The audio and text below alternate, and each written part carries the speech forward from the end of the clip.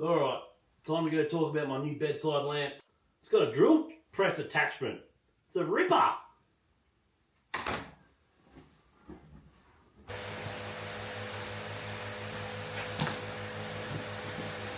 Gonna unbox the DPB-550. It's the second smallest drill press that Sherwood got, I think. We got a little shop, you know, so can't have a big one. This one's got a 4-pole motor. It's got 550 watts attached to 12 speeds, ranging from 300 to 550 RPMs. And that's ran from a handy 10 amp lead, so you can use it in any shop.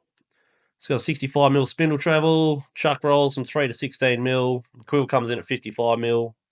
Stands 90mm shy of a metre, weighing in at 38 kgs. This one here set me back $400 on special from 450 or something from Timbercon in Cannyvale. It's super easy to set up. It's got about 7 or 8 grub screws and 4 bolts. Super simple. Here we go. Attach the drill press attachment to the lamp. The instructions state there should be about an inch of deflection in the belts. There's a safety switch for the lid. Stop you losing a digit when it's open. This is one of my favourite features. The lid screw has a circlip, so you don't have to find a place for it when opening it up. Depth stop has normal measures, and bald eagle hurt your brain ones too. Apparently pirates are to blame for the USA not having the metric system, but that's a story for another time. Here's the main switch. I don't know what the story here is. If it's a newer model, maybe this model isn't big enough to have the stop bolt, but this one doesn't seem to have a place for it, or didn't come with one at all. Alright, this one got me. That collar needs to be level so the elevator can spin with the table. Easy fix though.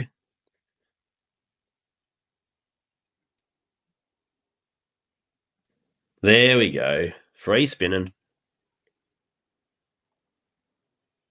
Then you got to push the chuck down into a piece of wood, securely locking it. This is a Sherwood table kit, $200 from Timbercon. Dust collection won't fit in this model if you want to be able to actually bolt it to the bed. And the plates don't fit the grooves to the bed either. They had to grind these down, fit, which got me thinking, is this even meant to be a Sherwood product? Check the papers it come with. It only says Universal, says nothing about Sherwood. Then looking where I got it from just now, check the price. It says it's Sherwood.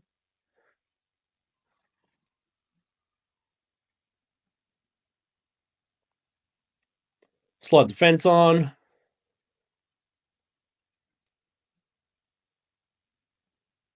Put in the I'm not drilling all the way through block. Slide on the flash clamps.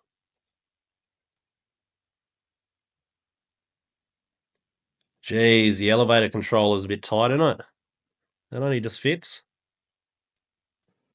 Then you got the safety guard, but I'm a gambling man, so this can go in the Bunnings basket with all the other junky bits that come with machinery that you don't use. My D&T teacher used to say, there's 3 holes for a reason, mate. Bloody well use them. So I do. Taught me well. And bang in a block of Jarrah. Get ready to test it out. Slide in a fancy clamp.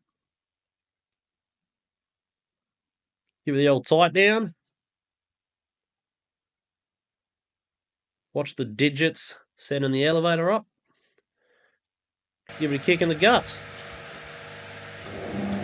Then you find out you started recording when you went to finish recording. So restart recording, drill another hole. Hope the audience doesn't notice the first hole. This here was on middle speed. Threw a fair old chunk of Jarrah. Sure, threw it pretty good. A little pressure. Motor didn't bog down at all. Highly recommend it. It's good lamp. The attachment's not bad either. And any reason for a new toy? I only got this because I needed to drill 70mm holes in a candle holder blocks. Now the hard part's finding the 70mm force in a bit. But yeah, recommend this and get down to your dealer and get one if you're looking for one.